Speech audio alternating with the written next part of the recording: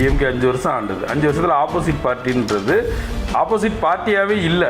அவங்க இவங்களோட சேர்ந்துக்கிறது, கூட்டணிக்காக வேற வேற பேசுறது, இப்படின்ற அரசியல் மேலே உங்களுக்கு வெறுப்பு இருக்கா இல்லையா? ஒரு மாற்று அரசியல் வேணும்னு நீங்கள் நினைக்கிறீங்கல்ல. ஆனால் எந்த தேர்தல் அறிக்கையாவது நம்ம மனசில் வந்து இந்த எலெக்ஷனில் நினைச்சான்னு பார்த்தீங்களா? நெல்லையில் கூட்டம் போடுறாருன்னா கூட்டம் போடுறதுக்கு முன்னாடி ஒரு 5 நிமிடம் ஒரு நிமிடம் மௌனஞ்சேரி எல்லா இடத்துலையுமே அந்த மரணத்துக்கு உண்டான மரியாதையை செலுத்திட்டு அவர் எல்லாத்தையுமே தொடங்கியிருந்தா அதன் மேலே அவர் வந்து எவ்வளோ பெரிய துக்கத்தோட இருக்காருன்றது வெளியே தெரியும். நம்ம தானே போயிட்டு இரங்கல் தெரிவிக்கணும், அவங்கள வர வச்சு இரங்கல் தெரிவிக்கிறதெல்லாம் என்ன ஒரு நியாயம் தெரியல. உங்களுக்கு ஒரு கொஸ்டின் வருதுல, ஏன் வீட்டில் வச்சு கேட்குறாருன்னா இப்போ வீட்டில் வச்சு கூட கேட்டுட்டு போட்டோம். ஆனால் அதுக்கப்புறம் நீங்கள் அதை ஞாபகப்படுத்துகிற விதமாக என்னென்ன பண்ணீங்க? இப்போ திமுக வந்து ஆப்போசிட்டாக ஏடிஎம்கே எடுத்து பேச மாட்டேங்குது.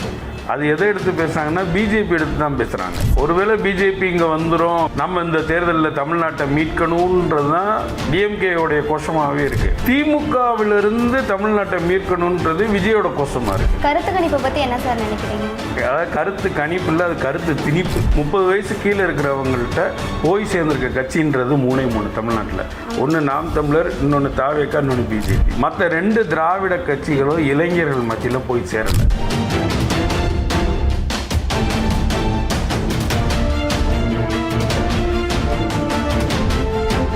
நம் தமிழ் நேயர்களுக்கு வணக்கம். இன்று நம்முடன் அரங்கத்தில் இணைந்திருப்பவர் மூத்த பத்திரிகையாளர் பிரம்மன். வணக்கம் சார். வணக்கம். எப்படி சார் இருக்கீங்க? நல்லா இருக்கேன். நாம் தமிழர் கட்சி சீமான் அவர்கள் போற இடமெல்லாம் புதுசா ஒரு விஷயத்த சொல்லிட்டு இருக்காங்க.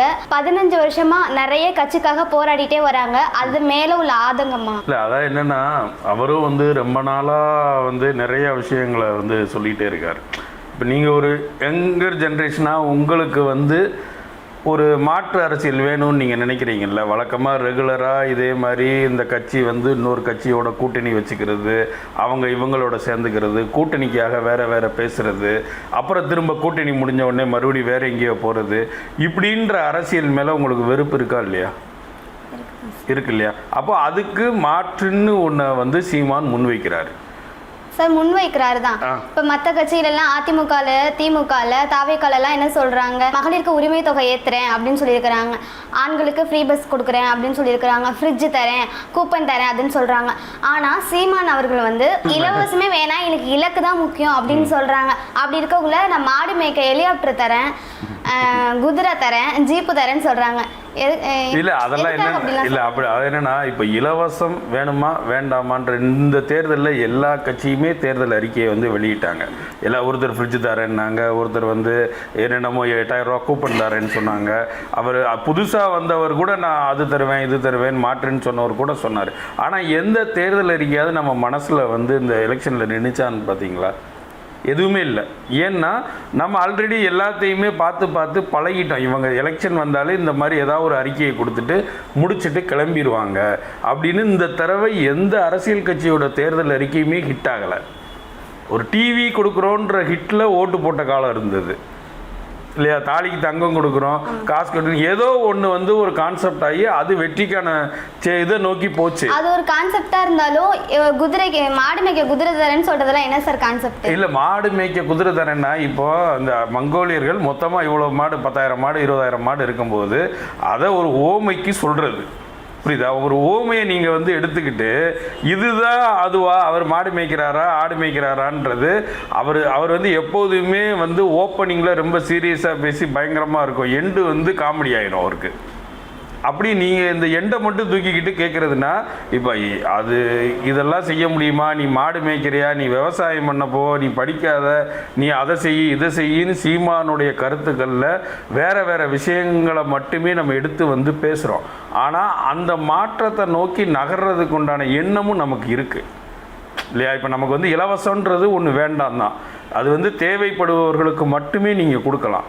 எல்லாருக்குமே ஃப்ரிட்ஜ் வேணும், எல்லாருக்குமே டிவி வேணும், எல்லாருக்குமே ஏசி வேணும் இல்லைல்ல? ஏன்னா இருக்க வீட்டில் இருக்குது, இல்லாத வீட்டுக்கு நீங்கள் அப்படி தானே நீங்கள் பார்த்து தானே நீங்கள் ஒன்று கொடுக்க முடியும். நான் எல்லாருக்குமே ஏசி கொடுப்பேன் இது கொடுப்பேன்றது நம்மளை ஏமாத்துறதுக்கு உண்டான விஷயம் தானே. அப்போ இலவசம்ன்றது ஆட்களை பிரித்து அவர்களுக்கு தகுந்த அவர்களுக்கு எது தேவையோ நம்ம கொடுக்கணும். அப்படி தானே வரணும். அது இல்லாமல் நான் எல்லாருக்கும் கொடுப்பேன்றதே ஒரு ஃப்ராடுத்தனம் தானே.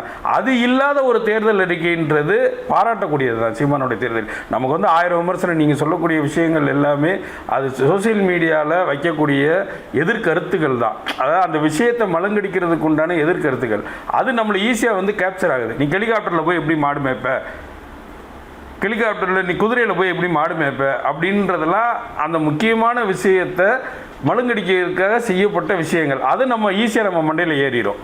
அதை நம்ம கொஸ்டினபிளாக வைக்கிறோம். எவ்வளோதான் ஊழல் பண்ணாலும் நம்ம உயிரோட தான் இருக்கணும், நமக்கு பணம் வேணும், சாப்பாடு வேணும், அப்படி தான் எல்லாருமே இருக்காங்க. ஆனால் சார் வந்து என்ன சொல்லியிருக்கிறாருன்னா, நம்ம சரணடைஞ்சு யார்ட்டையும் வாழக்கூடாது, சண்டையிட்டு கூட வாழலாம் அப்படின்னு சொல்கிறாங்க. இது பேசுறதுக்கு வேணா ஓகே, ஆனால் எப்படி சார் லைஃப்ல எல்லாம் நடக்கும்? நீ அப்போ சரணடைஞ்சு வாழ போறீங்களா? சரணடைஞ்சு கூட வாழ்வாங்க சார், சண்டையிட்டு யாரும் சாவே மாட்டாங்க. சண்டையிட்டா சாவத்தான் செய்யணும், அது சாக மாட்டாங்க. யாரு சார் தப்பு பண்ணவனே வந்துட்டு நீங்க கோர்ட்ல எந்த தண்டனை கொடுத்தாலும் யாரும் முழுமையாக ஏத்துக்க மாட்டாங்க. அப்படிங்கிறப்போ ஒரு எலெக்ஷனுக்காக தேர்தலுக்காகலாம் யார் சார் சாக போறா? இல்லை தேர்தல் அப்படி சொல்லலை. நீங்கள் என்னன்னா, நீ எதுவாக இருந்தாலும் துணிஞ்சு எதிர்த்து நில்லு. நீ வந்து ஒன்று இப்போ வந்து ஒரு கருத்து சொல்கிறாங்க என்னென்னா, வேறு வழி இல்லை அதனால் நாங்கள் இதை ஆதரிக்கிறோம், அதுதான் சரணடைகிறது இல்லையா? இப்போது வேறு வழி இல்லை இதனால் ஆதரிக்கிறோன்னு ஒன்று ஆதரித்து கடைசி எதை எதிர்த்தாங்களோ அதாவே அதுவும் மாறி நிற்கும் போது இப்போ உங்களால் சண்டையே போட முடியல. இப்போ கடைசி வரைக்கும் சரணடைந்துக்கிட்டே தானே நிற்கிறீங்க. போராடுற குணமே உங்களை விட்டு போயிடும்ல. அப்போ நீங்கள் முதல் தடவை சரணடைஞ்சிட்டு நம்ம வாழணுன்றதுக்காக சரணடைஞ்சிட்டிங்கனாலே எப்படி போராடுற எண்ணம் வரும் உங்களுக்கு? நாளைக்கு உங்களுக்கு போராடணும்னு ஒரு எண்ணம் வரும்போது முதல்ல தோன்றுறது சரணடையத்தான் தோணும். நம்ம பாடு யாருக்கும் இது இல்லாமல் ஒரு ஓரமாக வாழ்ந்துட்டு போயிடுவோம்ப்பா, நமக்கு ஒரு வேளை சோறு கிடச்சா போதும்ப்பா, நமக்கு ஒரு டீ கிடச்சா போதும்ப்பா, நமக்கு ஒரு கார் கிடச்சா போதும்ப்பா, நமக்கு ஒரு பைக், இப்படியே ஒன்றையா தேவைக்கு தேவை சரணடைஞ்சு வாழ்ந்துக்கிட்டே போயிட்டோன்னா என்றைக்கு தான் போராட போகிறோம்? நீங்கள் இப்போ என்ன நினைக்கிறீங்க? நீங்கள் வந்து நீங்கள் ரெகுலராக அரசியல் கட்சி எல்லாம் பார்க்குறீங்க இல்லையா? உங்களுக்கு வந்து என்ன தோணுது? இப்போது நீங்கள் வந்து சீமானை விட்டுருங்க, பொதுவாக வந்து நீங்கள் இந்த இத்தனை வருஷம் நீங்கள் படித்து காலேஜ் படித்து வந்திருக்கீங்க, எல்லாமே செஞ்சுருக்கீங்க. இப்போ திமுக, அதிமுக, அப்புறம் வந்து விஜய் வந்திருக்காரு, இப்போ வந்து சீமான் வந்திருக்காரு. இந்த அரசியல்லாம் உங்களுக்கு எப்படி இருக்குது? திமுக தேர்தல் அறிக்கையை வெளியிட்டாங்க, ஓகே. நான் முதல்வன் திட்டத்துக்காக தான் அது வந்து கொடுத்துருக்கோம். இப்போ லேப்டாப் கொடுத்தாங்க இல்லையா, நான் முதல்வனில் வந்துட்டு பயன்பெறும் அப்படின்னு சொல்லி கொடுத்துருக்காங்க. ஆனால் நான் முதல்வன் திட்டம் வந்து 2-3 வருஷம் ஆச்சு அப்படின்னு இருக்கக்குள்ள அப்போ இல்லாத அக்கறை தேர்தலோட எப்படி சார் வந்துச்சு அப்படின்ற கொஸ்டின் வருது. அதுலேயும் கொடுத்தாங்க, சரி, அதுலேயும் ஒரே ஒரு செட்டுக்கு மட்டும் அவங்க கொடுக்கல. போனிய காலேஜ் முடிச்சவங்களுக்கு அவங்க கொடுக்கல. அதை கூட தேர்தல் அறிக்கையை வெளியிட்டிருக்கலாம்ல. அதனால எவ்வளோ பிள்ளைங்களோ லேப்டாப் இல்லாமல் மேல் படிப்புக்காக இருக்காங்கல்ல, அதை கொடுத்துருக்கலாம்ல. இல்லை அது இப்போ தேர்தல் அறிக்கையில் சொல்லியிருக்காங்க. தேர்தல் அறிக்கை ஆனால் கொடுக்கறது வந்து கடைசி வருஷம் மட்டும்தான் கொடுத்துருக்காங்க. கடைசி வருஷம் மட்டும் கொடுத்துருக்காங்க. எப்படின்னா போன வருஷம் காலேஜ் முடிச்சவங்க முதல் செட்டுக்கும் கொடுத்துருக்காங்க, அடுத்த செட்டுக்கும் கொடுத்துருக்காங்க, அதுக்கு பின்னாடி உள்ள செட்டுக்கெல்லாம் கொடுத்துருக்காங்க. ஆனால் அந்த ஒரு செட்டுக்கு மட்டும் கொடுக்கல. அந்த ஒரு செட் இப்போ தேர்தலுக்காக தான் கொடுக்குறாங்கன்னு வச்சுங்களேன். அப்படின்னு இருக்கிறப்போ அவங்கெல்லாம் வாக்களிக்க மாட்டாங்களா? விஜய் ஓகேவா? விஜயோட அரசியல் வந்து உங்களுக்கு எப்படி தெரியுது? நீங்கள் விஜய் புதுசாக வராரு, அவருக்கு வாய்ப்பு கொடுக்கலான்னு ஒரு பக்கம் இருந்தாலும் இப்போ வந்துட்டு தமிழ்நாட்டை காக்க போறேன், தமிழ்நாட்டில் எந்த பிரச்சனையும் வராது அப்படின்னு சொல்றாரு. ஆனா அவர் இப்ப போராட்டம் நடத்திக்கிட்டு இருக்காரு, நிறைய பிரச்சாரம் பண்றாரு. அதுலயே எவ்வளவு பேருக்கு பிரச்சனை வருது, ஆக்சிடென்ட் ஆகுது, இறந்து போறாங்க, எவ்வளவோ நடந்திருக்கு, கரூர் சம்பவம்லாம் நடந்திருக்கு. அப்படின்னு இருக்கக்குள்ள இப்போ டெத்துனா நம்ம தானே போயிட்டு பார்க்கணும். ஆனால் 1 மந்த் கழிச்சு அவங்கள வர சொல்லி பார்த்துருக்காங்க. இதெல்லாம் வச்சு பார்க்கல தமிழ்நாட்டை எப்படி பார்த்துப்பாரு அப்படிங்கிற மாதிரி தோணுது. அதாவது ஓப்பனிங்கில் வரும்போது பிடிச்சது, அப்புறம் அவருடைய ஒவ்வொன்றா செயல்பட கொஞ்சம் சந்தேகமாக இருக்குது, அப்படி தானே? இல்லை மொத்தத்திலே பிடிக்கலையா? பிடிக்கும் சார். ரசிகனா ஒரு பக்கமாக பிடிச்சாலோ இன்னொரு பக்கம் இப்படி இருக்காரே அப்படிங்கிறதுக்குள்ள ரொம்ப ஆதகமாக இருக்குது. நம்ம தானே போயிட்டு இரங்கல் தெரிவிக்கணும், அவங்கள வர வச்சு இரங்கல் தெரிவிக்கிறதெல்லாம் என்ன ஒரு நியாயம் தெரில. அதை பற்றி நீங்கள் என்ன சார் நினைக்கிறீங்க? இல்லை அது தவறு தான். அது என்னன்னா, ஒரு தனக்காக உயிரிழந்த ஒரு 40 பேரை வந்து அவர் வீட்டில் போய் சந்திச்சிருக்கணுன்றது எல்லாருமே சொல்லக்கூடியது. இன்னொன்று அந்த மரணம் வந்து ஒவ்வொரு இடத்துலையுமே இப்போ இந்த நெல்லையில் கூட்டம் போடுறாருன்னா கூட்டம் போடுறதுக்கு முன்னாடி ஒரு 5 நிமிடம் ஒரு 1 நிமிடம் மௌன அஞ்சலி எல்லா இடத்துலையுமே அந்த மரணத்துக்கு உண்டான மரியாதையை செலுத்திட்டு அவர் எல்லாத்தையுமே தொடங்கியிருந்தால் அதன் மேலே அவர் வந்து எவ்வளோ பெரிய ஒரு துக்கத்தோடு இருக்காருன்றது வெளியே தெரியும். இப்போ உங்களுக்கு ஒரு கொஸ்டின் வருதில்ல, ஏன் வீட்டில் வச்சு கேட்குறாருன்னா, இப்போ வீட்டில் வச்சு கூட கேட்டுட்டு போட்டோம். ஆனால் அதுக்கப்புறம் நீங்கள் அதை ஞாபகப்படுத்துகிற விதமாக என்னென்ன பண்ணீங்க? ஆமாம் சார். இல்லையா? இப்போ நீங்கள் ஒவ்வொரு தடவையும் கூட்டம் போகிறீங்க, போகிறதுக்கு முன்னாடி அந்த 40 பேர் நம்மளுடைய விதைகள், அவர்களுக்காக ஒரு நிமிடம் நம்ம மௌன அஞ்சலி செலுத்துவோம் அப்படின்னு சொல்லிட்டு கூட ஒவ்வொரு கூட்டத்தையும் தொடங்கலாம். அப்படி சொல்லலை. அப்போது எனக்கு என்னென்னா, அதை விஜயோடைய உழைப்பு, அவருக்கு அரசியல்ன்றதும் வந்து பார்வை கொஞ்சம் கம்மியாக இருக்குது. புது தேர்தல் களத்துக்குள்ளே வந்திருக்கிறதுனால அரசியலுக்கு உண்டான உழைப்பையும் அவர் அவ்வளோ கொடுக்கல, அதற்குண்டான செயல்பாடையும் ரொம்ப கம்மியாக கொடுத்துட்டாருன்றது தான் எனக்கு தோணுது.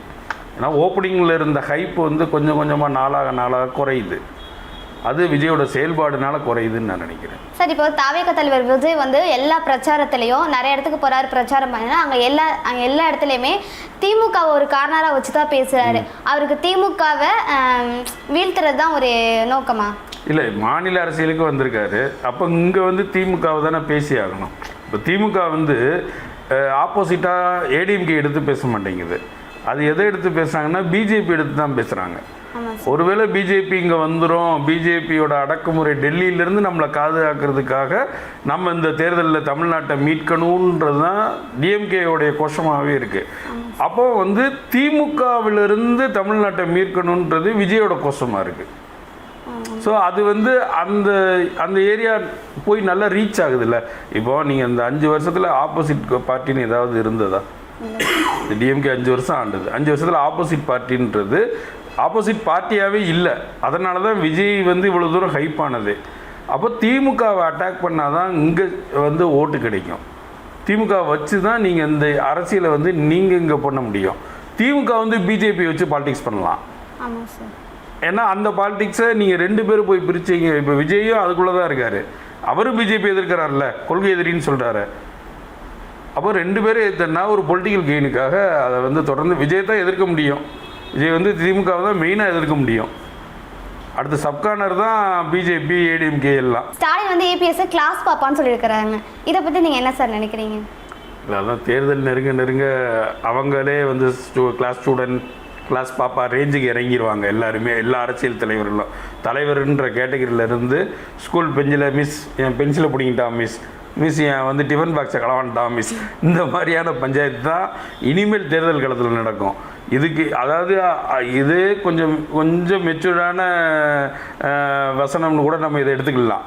இன்னும் நாள் இருக்குது பாருங்க, இன்னும் 20 நாளில் என்னென்னலாம் பேச போகிறாங்கன்றது நமக்கு தெரியும் இல்லையா? அப்போ நமக்கு வந்து என்னென்னா, இவ்வளவு அரசியல் இவ்வளவையும் பேசிட்டு நீங்கள் திரும்ப வந்து 23ஆம் தேதி மறுபடியும் பழைய மூடுக்கு போயிடுவீங்க. இந்த 20 நாள் மிளகா அரைக்க போகிறது நம்ம மண்டையில் தான் அரைக்க போகிறாங்க கடைசி வரைக்கும் இல்லையா? நம்ம வந்து கிளாஸ் பாப்பாவா, கிளாஸ் மிஸ், என்ன எப்படிலாம் பேசுகிறாங்க, என்ன இதெல்லாம் சொல்கிறாங்க, அதெல்லாம் சொல்கிறாங்க, ஐயோன்னு நம்ம தான் வந்து இங்கிட்டுமா மண்டையை திருப்பிக்கிட்டே தெரியணுமே ஒழிய அவங்க வந்து அதை துப்புனா தொடச்சி கொண்டு போய்கிட்டே இருக்க போகிறாங்க. கருத்து கணிப்பை பற்றி என்ன சார் நினைக்கிறீங்க? அதாவது கருத்து கணிப்பு இல்லை, அது கருத்து திணிப்பு. எப்படி நீங்கள் வந்து அதாவது ஒரு எலெக்ஷனோட மைண்டு இப்போ உங்களுக்கு தெரியுமா, நீங்கள் இந்த நேரத்தில் வந்து முடிவு பண்ணி வச்சுருப்பீங்கல்ல ஒருத்தர் ஓட்டு போட போகிறோன்றது, அது வந்து இன்னும் 20 நாள் இன்னும் 10 நாள் சஸ்டைன் ஆகுமா? உங்களுக்கு ஆகாதுல்ல. இடையில ஏதோ ஒன்று நடந்து திடீர்னு வந்து நீங்கள் விரும்பக்கூடிய ஒரு ஆள் மேலே ஒரு பெரிய அலோகேஷன் வந்துச்சுன்னா நீங்கள் உங்கள் மைண்டை மாற்றுவீங்களா மாட்டீங்களா? கண்டிப்பாக மாற்றுவீங்கல்ல. இல்லை நீங்கள் உங்களுக்கு ஏதோ பர்சனல் எக்ஸ்பீரியன்ஸாக நடக்கலாம். நீங்கள் ரோட்டில் நடந்து போயிட்டு இருக்கும்போது இப்போ ஏதோ ஒரு கட்சி பிரச்சார வண்டி வந்து உங்களுக்கு டப்புன்னு இடிச்சிட்டு போகுதுன்னு வைங்க, அவனுக்கு ஓட்டு போடக்கூடாதுன்னு முடிவு பண்ணுவீங்களா மாட்டீங்களா? அப்படி இல்லை சார், அவ்வளோ பெருசாக அடிக்காது. நான் சொல்கிறேன், சும்மா சொல்கிறேன். கீழே 6 கூட அடிச்சுட்டு போகிறான்னு வைங்களேன், ஒரு வெறுப்பு கூட உங்களுக்கு வரும். எதுலேயோ ஒரு வெறுப்பு தோணலாம்ல, ஏதோ ஒன்று தோணி இப்போ போடணும்னு, இப்போ ஓட்டு போடணும்னு நினச்சி வச்சுருக்கவங்கள நம்ம இன்னொரு 10 நாள் கழித்து வேற ஒருத்தருக்கு போடலான்ற மைண்ட் செட் வரும்ல. அப்புறம் எப்படி கருத்து கணிப்பு வந்து நிஜமாகும் இல்லையா? அப்போ வந்து ஒரு மைண்ட் செட்டை உருவாக்கணும் நமக்கு. நாங்கள் தான் ஜெயிக்க போகிறோம்னு கருத்து கணிப்பு மூலமாக ஒரு மைண்ட் செட்டை நமக்கு உருவாக்கிட்டாங்கன்னா நம்ம ஆஸ் யூஷுவல் ஒரு ஆசோலேஷன் மைண்டில் இருக்கிற நம்ம அதை ஃபாலோ பண்ண ஆரம்பிச்சிருவோம் நம்மளை அறியாமலே. அப்போ டிஎம்கே தான் ஜெயிக்குமாப்பா, டிஎம்கே தான் 200 வாங்குமா, அவன் சொல்கிறானே இவன் சொல்கிறானே இவன்லாம் சொல்கிறானே ஊரே சேர்ந்து சொல்கிறாங்களே, அப்போ அதுதான்ட்டு அப்படியே மைண்டில் ஏற்றிடுவோம். அப்போ கருத்து கணிப்புன்றது ஒரு விஷயத்தை கணிக்கலாம். ஆனால் என்னென்னா ஒரு பொலிட்டிக்கல் களம்ன்றது டெய்லி ஒன்றா சேஞ்ச் ஆகிட்டே இருக்கும். அன்னைக்கு நடக்கக்கூடிய ஒரு விஷயத்தை வச்சு, ஒரு தலைவர் பேசுகிறத வச்சு, ஒரு விஷயம் நடக்கிறத வச்சு அந்த களம் வந்து சேஞ்ச் ஆகிட்டே இருக்கும். அப்படி சேஞ்ச் ஆகும்போது ரிசல்ட்டும் சேஞ்ச் ஆகத்தானே செய்யும். ஆமாம் சார். அப்போ கருத்துக்கு அணிப்பு இல்லை, அது கருத்து திணிப்பு. சார் நீங்கள் சொன்னது போல் அது கருத்து திணிப்பு தான். உங்களோட கருத்து இப்போ நான் சொன்னால் மட்டும் அது திணிப்பாகாதா? சரி, இருந்தாலும் அதான் என்னென்னா, இந்த எலெக்ஷன் யாருக்கும் மெஜாரிட்டி கிடைக்காதுன்றது தான் இப்போ இருக்கிற நிலைமை. அதாவது இது நீங்கள் சொல்கிறது முன்னாடிலாம் வந்து டிஎம்கே 200 ஜெயிக்கும் அப்படின்றது கொஞ்சம் முன்னாடி வரைக்கும் இருந்தது. இப்போ இளைஞர் அணியெல்லாம் தனியாக பிரிஞ்சுட்டாங்க, அதனால யாருக்குன்னு கணிக்கவே முடியல. இப்போ நீங்கள் நம்ம சிம்பிளாக சொல்லலாம், இது வந்து அரசியல் சூழ்ச்சி இல்லை. இந்த யாருக்குமே கிடைக்காம ஒரு தொங்கு வருன்றது அரசியல் சூழ்ச்சி இல்லை, மக்களோட மனநிலை. நமக்கே இப்போ யாரையாவது 100% அக்செப்ட் பண்ணிக்கக்கூடிய மனநிலையில் யாராவது இருக்காங்களான்னு பாருங்கள். யாருமே இல்லை இல்லையா? இப்போ இவர் இவ்வளோ பண்ணியிருக்காரு, இவ்வளோ திட்டங்கள் பண்ணியிருக்காரு, 5 வருஷம் ஆகா ஓஹோ, அதனால் நம்ம இவரை ஏற்றுக்குவோன்ற எண்ணம் வருதா? இல்லை. இவர் இந்த 5 வருஷம் இவங்க பண்ண தப்பை பூரா இவர் பிரித்து மேய்ஞ்சிட்டாரு, இவர் வந்துட்டாருன்னா அதெல்லாத்தையும் முடித்து காலி பண்ணி இது பண்ணிடுவார், இவரை நம்புவோன்னு நம்பிக்கை வருதா? இவங்க 2 பேருமே வேண்டாம், புதுசாக ஒருத்தர் வந்திருக்காரு, அவர் வந்துட்டாருன்னா மொத்தத்தையும் டெமாலிஷ் பண்ணி அது மேலே ஒரு பில்டிங்கை கொண்டு வந்து நிப்பாட்டிடுவாருன்ற நம்பிக்கை வருதா? யார் மேலேயும் அப்போ நமக்கு நம்பிக்கை வரலைன்ற போது இது தொங்கல தான் போய் நிற்கும். அப்படி ஒரு வேவே இல்லை இந்த எலெக்ஷனில். ஒரு பெரிய அலை அடிக்கும்ல, இவர் வரணும், இல்லை இவர் வரக்கூடாதுன்னு ஒரு அலை அடிக்கல, அந்த அலையே இல்லையே. எதுவுமே இல்லாமல் வெறும் ஒரு கம்மா தண்ணி மாதிரி தான் கிடக்குது. எனக்கு தெரிஞ்சு இளைஞர்கள் சார்பாக தாவேக்காவும் நாம் தமிழர் கட்சியும் தான் இப்போ இருக்காங்க, நிறைய சப்போர்ட் பண்ணுவாங்க. இளைஞர்கள் வந்து அந்த 2 கட்சிக்கும் தான் சப்போர்ட் பண்ணுவாங்கன்னு எனக்கு தெரியுது சார். இதை பற்றி உங்களோட கருத்து என்ன? இல்லை, அதான் என்னென்னா, அடுத்த ஜென்ரேஷனுக்கு போயிருக்க கட்சி இது 2 தான். அதாவது இதுக்கு ஒரு 30 வயசு கீழே இருக்கிறவங்கள்ட்ட போய் சேர்ந்துருக்க கட்சின்றது 3 தமிழ்நாட்டில். ஒன்று நாம் தமிழர், இன்னொன்று தாவேக்கா, இன்னொன்று பிஜேபி. ரூரலில் பிஜேபி வந்து இளைஞர்கள் மத்தியில் போய் சேர்ந்துருக்கு. மற்ற 2 திராவிட கட்சிகளும் இளைஞர்கள் மத்தியில் போய் சேரலை. அதுக்கான ஒர்க்கும் அவங்க எடுக்கவே இல்லை. மெயினாக அந்த இளைஞர்களுடைய எண்ணமே என்னென்னா, இந்த 2 கட்சிகளும் வேண்டான்றது தான்.